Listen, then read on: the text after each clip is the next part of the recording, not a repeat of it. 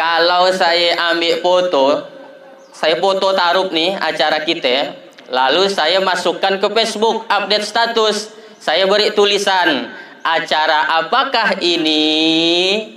Pasti banyak yang salah jawabnya. Acara kawinan, pasti rati. Tapi ternyata itu bukan acara kawinan, itu bukan acara walimatul urus, itu adalah acara besunat sekaligus akikah. Jadi judul ceramahnya hari itu ada dua. Yang pertama tentang besunat, yang kedua tentang akikah. Saya dah lama Pak ceramah, baru itu saya ceramah akikah yang acaranya paling mewah. Belum suah ada orang ngadakan akikah, ngadakan taruh sebesar itu. Maka kalau kita melihat acara besunat seperti itu, mungkin ada di antara bapak-bapak yang rasa nak besunat sekali lagi. Nah, tapi tentu apa yang nak disunat, kalau adaan bisa dipakai. Nah, cerita besunat, siapa manusia yang pertama kali besunat? Manusia yang pertama kali besunat dalam hadisnya dijelaskan ikhtatana Ibrahim. Manusia yang pertama kali besunat itu Nabi Ibrahim alaihi salam. Wa umruhu samanuna sanah, dia besunat ketika itu umurnya 80 tahun. Ada ke situ yang besunat umur 80 tahun. Dah liut ya ndak labang ladingnya. Nah, lalu kelanjutan hadisnya itu ikhtatana Ibrahim wa umruhu samanuna sanah bi kudum. Yang pertama kali besunat Nabi Ibrahim umurnya 80 tahun di sebuah tempat bi kudum, nama tempatnya Kudum. Kalau Pak Haji buka kamus bahasa Arab, apalah arti kudum? Nah, kalau dibuka arti kudum dalam bahasa kamus artinya kapak. Itulah orang yang salah artikan. Dikatakannya Nabi Ibrahim besunat pakai kapak. Patutlah Cina banyak takut masuk Islam. Hanya pakai kapak. Oh, katanya. Yang dimaksud kudum di sini bukan kapak, tapi di kampung bernama Kampak. Nama kampungnya Kampak. Bukan pakai kapak. Nah, sekarang besunat kan daan macam gedolok. Orang dolok besunat, sepengetahuan saya, mungkin zaman-zaman Pak Haji yang dah tua masih ingat. Mu nak besunat, ya esok pagi nak besunat, laka isi dah kena random dia. Supaya pucat. Nyunatnya itu pakai bilak. Sembilu. Shit, langsung ke. Ada yang putus setengah, ada yang putus semuanya. Ini sekarang dah lagi sakit. Orang dah pakai laser, pakai suntik, apa yang anda. Ini udah mengalami kemajuan yang luar biasa. Itulah dia besunat. Apa hukum besunat sekarang? Ini besunat. Hukum besunat untuk orang laki dulu. Hukum besunat untuk orang laki, sepakat ulama 4 mazhab. Yang pertama Hanafi, yang kedua Maliki, yang ketiga Syafi'i, yang keempat Hambali. Semuanya sepakat hukum besunat untuk orang laki hukumnya wajib. Wajib untuk orang laki. Nah, makanya orang yang udah masuk Islam dia harus disunat. Inilah banyak jadinya orang Cina, orang Dayak takut masuk Islam karena takut disunat.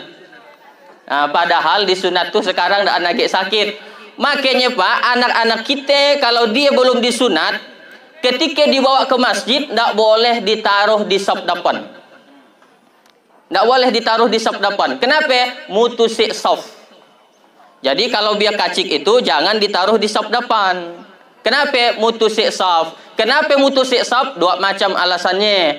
Yang pertama karena pistol lainnya belum dikarat. Di ujungnya ya kan bawa najis. Namanya kulfah. Kulfah ya yang nutupi ujung pistol lainnya ya. Makanya kalau dia sholat bawa najis, sholatnya tidak sah. Makanya dia biar di saf belakang aja. Yang kedua, biar kacik itu bisa mutusik saf karena dia wudhu ndak sah. Wudhunya ndak sempurna. Coba perhatikan biar kacik wudhu ya Pak. Jadi gosok-gosoknya matinya nah. Di sepak-sepaknya. Dukanya keran sepak-sepaknya. Dah sembahyang.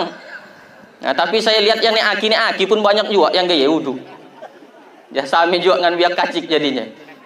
Jadi wudhu ya pakai unsut juga Pak. Jari-jari kaki ya di celah-celahnya ya digosok. Itu bukan cuma sekadar ditimbus. Nanti wudhunya tidak sah juga jadi sholatnya. Itulah cerita besunat. Di kita kalau di Jawa, pertama di Jawa, kalau di Jawa itu orang besunat kacik-kacik Pak. Biar kacik itu dah disunat, biasa umur 2 tahun 3 tahun dah disunat. Tapi di kita, tradisi kita, kalau bersunat ya nunggu libur sekolah. Libur SD panjang, ayo anak-anak bersunat. Tapi ketakutan bercaca, ndak mau disunat. Udah ndak bisa disunat libur SD. Nantilah nunggu libur SMP. Libur SMP makin laju bercacanya. Sampai libur SMA baru bersunat. Ada di kampung di Setalik ya, di kampung mak biasa ya. Sampai hari itu ndak bersunat dia dah tua. Barang takut nak bersunat. Di situ yang hadir ada yang belum bersunat. Coba tunjuk, kita bawa ke puskesmas. Saya yang memayarkannya. Nah, ibu bapak hadirin yang saya hormati, itulah sekilas tentang khitan, berkhitan ya disunat. Sumenye dari sejak Nabi Ibrahim sampai ke bawahnya itu semuanya bersunat. Nabi Ibrahim punya anak, nama anaknya Ishak, Ishak bersunat. Ishak punya anak namanya Yakub bersunat. Yakub punya anak namanya Yusuf bersunat. Sampai nanti kepada Nabi Musa pun bersunat. Semuanya Nabi bersunat. Jadi kalau sampai ada kita orang Islam yang daan bersunat, hati-hati bisa sampai daan diakui sebagai umat Nabi Muhammad sallallahu alaihi wasallam. Yang pertama hukum bersunat untuk laki-laki, tidak ada tawar-menawar, hukumnya wajib. Sekarang perempuan bagaimana? Ini hukum bersunat bagi perempuan dari 4 mazhab tadi. Yang pertama mazhab Syafi'i. Mazhab Syafi'i mengatakan hukum bersunat untuk perempuan tetap wajib. Mazhab Syafi'i. Tapi menurut mazhab yang 3, Hanafi, Maliki, Hambali, ndak wajib, sunat aja. Jadi hukum bersunat untuk perempuan sunat menurut 3 mazhab, tapi tetap wajib menurut mazhab Syafi'i. Sekarang dokter-dokter ini agak malas kalau nyunat perempuan. Kenapa? Karena anjuran dari PBB bahwa melanggar HAM, hak asasi manusia kata dia. Tapi dalam agama kita bersunat untuk perempuan itu dianjurkan. Kalau dokter puskesmas tidak mau nyunat, cari bidan kampung yang bisa nyunat. Gimana cara nyunatnya? Tanyalah bidan kampung. Saya pun tidak anjak suah. Sekilas tentang bersunat. Jadi usaha kita bertanya-tanya, Pak Ustadz, apa hukum bersunat bagi perempuan? Nanti saya upload videonya, silakan tonton di YouTube. Jangan lupa like, subscribe, and share. Ya deh. Jangan lupa siapkan paket 4 GB. Mudah iya ndak madam videonya. Itulah sekilas tentang khitan. Nah, jadi yang kedua nih sekarang masuk tentang akikah. Akikah berasal dari bahasa Arab yaitu akko, bukan ako. Akko Pak, ain kof besabdu ko, akko. Artinya rambut bawaan dari dalam parut.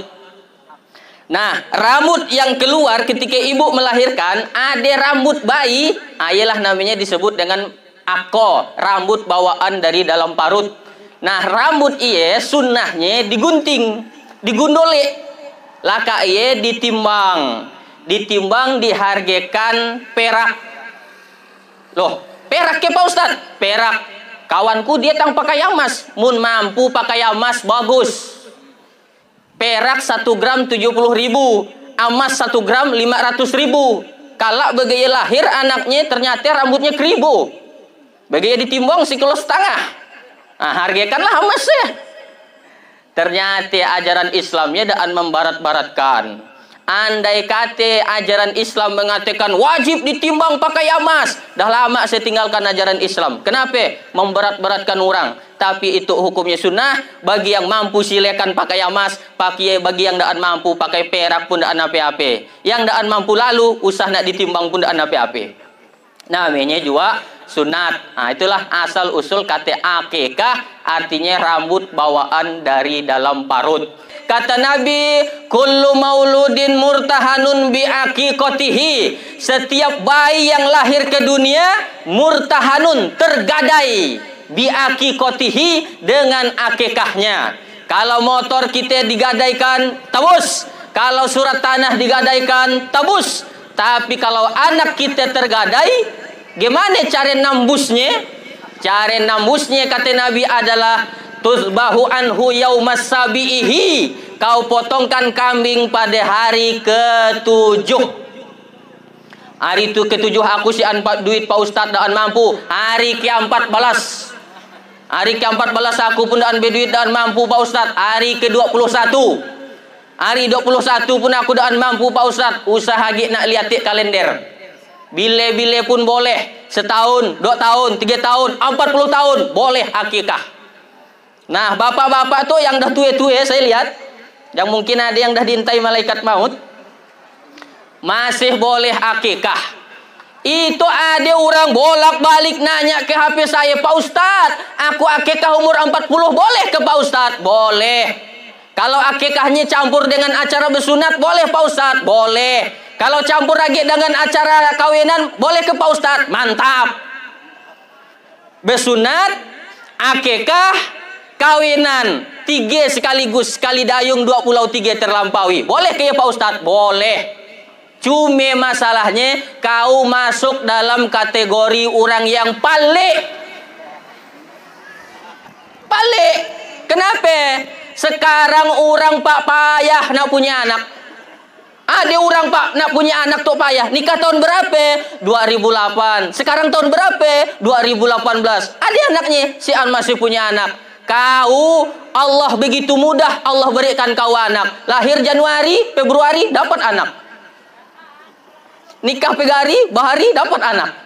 Begitu mudah orang dapat anak ini. Sekarang orang betapa ingin punya anak. Sampai pagi ke Singapura, Pak. Namanya molah bayi tabung. Bayi tabung. 1 tabung paling murah harganya 100 juta. Iya pun tabung-tabung yang dah second. 1 bayi. Bayangkan susahnya nak dapat anak. Orang di kita Pak, alhamdulillah mudahinya dapat anak. Nikah jam 8, jam 11 lahir anaknya. Iya. Di Sungai Guntung ada yang ke. Nikah pagi bahari dah dapat anak ya. Insya Allah si Ani, tapi di kampung kami ada lah. Nah, ibu bapak hadirin yang saya hormati, jadi boleh kita akikah walaupun umur kita tu dah tua. Tadi ada Pak Haji ngobrol dengan saya. Kalau belum akikah, boleh tidak kurban? Boleh. Yang dekat tu apa? Tinggal lagi kurban. Tapi belum akikah. Kurban jak dulu. Akikah nanti rezeki dudi. Jangan sampai dua-duanya tidak dapat. Karena akikah dan kurban hukumnya sama sunnah. Karena sama-sama sunnah, apa yang kau bisa kerjakan dulu. Ini masih banyak saya dengar. Kalau belum akikah tidak boleh kurban. Ini keliru. Yang betul adalah walaupun kau belum akikah, kau boleh berkorban. Karena kewajiban saya untuk anak saya. Maka kalau saya nak berkorban pun boleh. Nah nanti kalau saya sudah dapat rezeki banyak, saya nak akikahkan seorang atau nak mengakikahkan ayah saya, itu pun boleh. Ini namanya akikah. Makanya ketika anak kita lahir, tusba'uhanhu yaumas sabihi, maka dipotongkan kambing. Untuk laki-laki 2 ekor kambingnya. Kalau untuk perempuan sekok kambingnya. Kalau sekok sapi ber7 boleh Pak Ustadz? Boleh. Sekok sapi untuk 7 anak akikah. Lahir anaknya perempuan semuanya, 7 ekor anaknya. Tidak pakai ekor perempuan. 7 orang anaknya perempuan semuanya. Kita bagus akikah serati aja dah. Anak kita 7 tu boleh seperti ya menurut mazhab Syafi'i. Nama kitabnya Hasyiah Al-Bujairimi. Nama lagi kitabnya sigitnya namanya Qalyubi wa Umairah. Jadi ada 2 kitabnya yang mengatakan bahwa akikah pakai sapi boleh untuk 7 anak perempuan.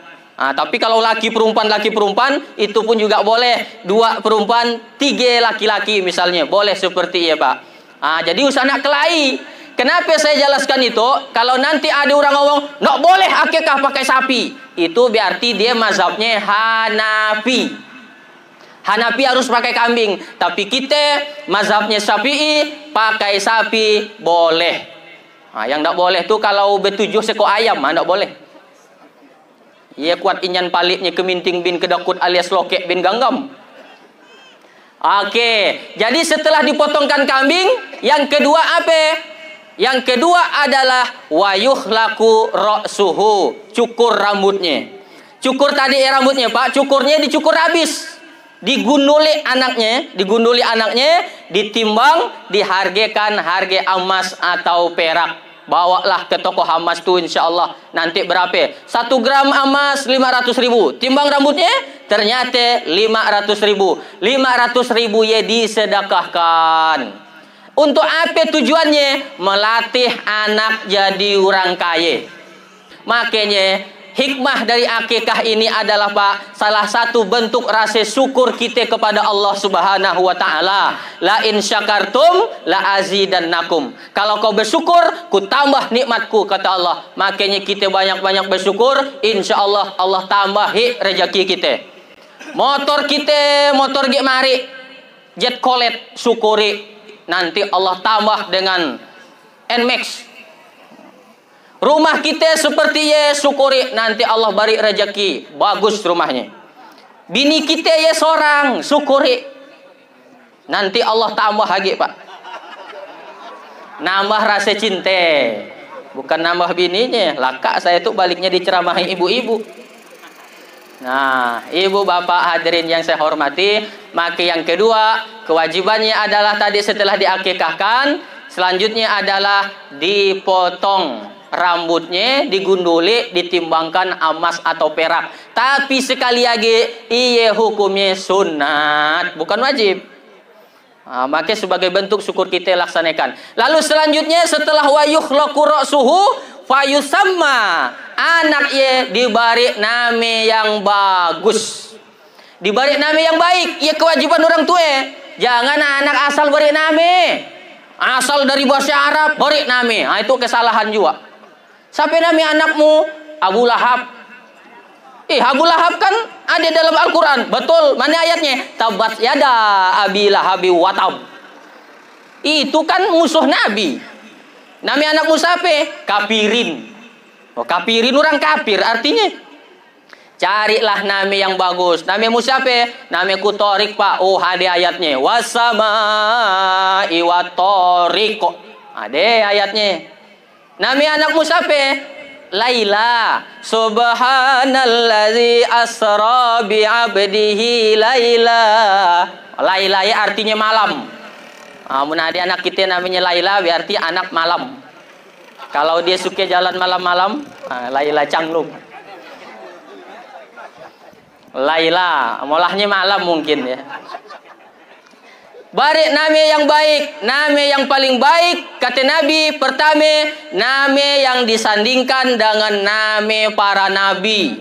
Muhammad Farhan, Muhammad Irfan, Muhammad. Yang disandingkan dengan nama Nabi Muhammad itu bagus namanya.